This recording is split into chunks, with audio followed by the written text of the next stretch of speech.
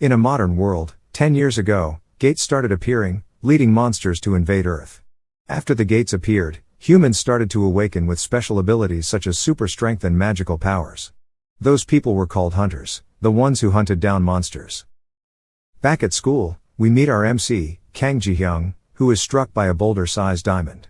After being sent flying to the ground, we meet the 3 bullies who attack him.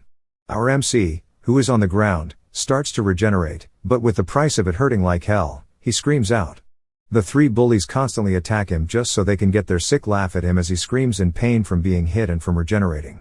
Once healed, his body would have no traces of being bullied. Asking someone for help? For someone who receives special treatment from the government for being a S-class awakened, there is no help. The only reason he endures all of this is for his mom, who works in a noodle shop. Having had no father since he was 5, he wants to graduate so that he can be a hunter and have a better life with his mother. Until those bullies beat his mother into a vegetative state. At the hospital, he is told that it was an accident. An accident where the bully's ability went into a rage.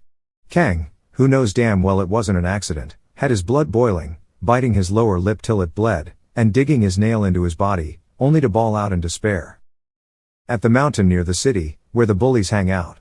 One of them is scared of the consequences, and the other tells him not to be so nervous. They are protected by the government and have special perks as awakened. The bullies, seeing a man come out of the forest and asking why they had done it, were wondering who it was. The man screams in a crazed voice as to why he would do that to his mom. Realizing who it was, the bullies, unfazed, shot a diamond spear through Kang's chest.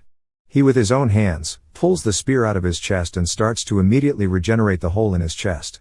Screaming at them that they are all bastards, the bullies raise a bunch of diamond spears in the air, forcing them to go down on him. Kang, now looking like a porcupine, slowly walks step by step to reach out to the bullies. Not fazed, the other bully shocks him, making him lie down in pain. As they were about to walk off, he grabbed one by the leg, asking where they were going. Angry, the bully hit him with his diamond-enforced fist and started beating on him. After finishing, he asks his friend to dig a hole in the ground. Kang, who is being encased in spiky diamonds all around him and being buried alive, threatens the bully that he will murder them. Leaving the bullies fills the hole with him in it. Being encased in diamonds, curses while trying to punch the diamond case interior. He, realizing that there was no air, started to suffocate. He starts to lose consciousness, but his power forces him to be kept awake. His ability keeps him alive, but regenerative ability comes with hell-like pain. The pain is so overwhelming that he uses the diamond spear to stab his throat. But his regenerative ability won't allow him to die. Feeling powerless more than ever, he imagined this was what his mom felt at the moment. Angrily, he continually punches at the diamond interior, determined that no matter what or how long it takes, he'll get out. Years later, we see on live TV an interview with famous S-rank hunters. The same one trapped Kang underground. In the interview, they talked about liking to help those in need and question the civilians they hurt 5 years ago. He begins to tear up, saying that it was his close friend's mom and has tried to apologize to him. Just then, the door starts flying at him. The bully blocks it with his arm while the audience starts to run away and scream that there is a monster. In a flash, the monster goes for a punch. Back to where Kang was encased, continuously punching, not knowing how long it had been. The diamond did not have a single scratch, but there was one thing. The constant injuries triggered an excessive regeneration, allowing him to be stronger than before, with his exoskeleton coming out of his body. Inside that grave, he continuously destroyed his entire body over and over while regenerating. While destroying his body, the pain of regenerating his body was worse than death. Even so, he continued, eventually making the diamond encasing crack. Back to where the interview was, the monster punched the bully's face, making him crash into the wall.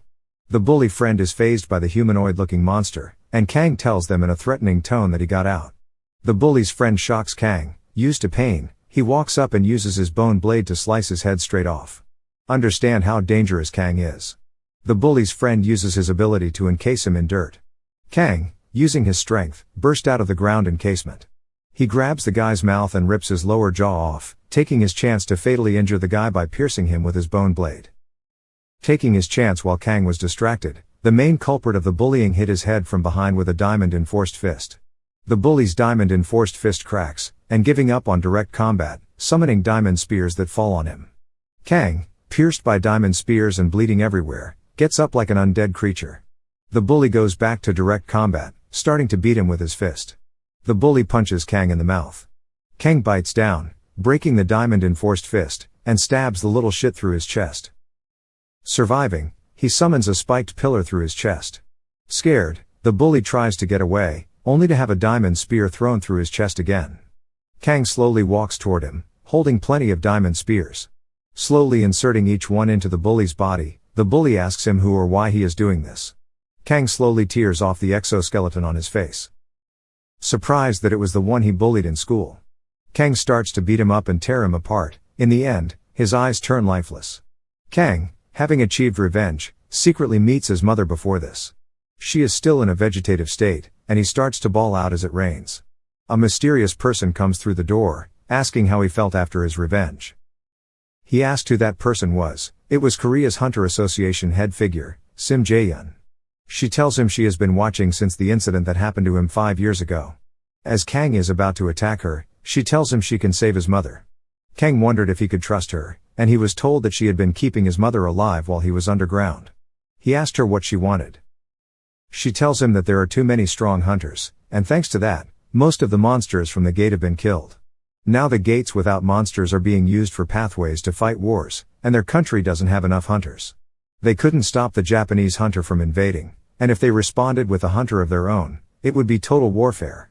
She asked him if she saved his mother, that he would be their monster.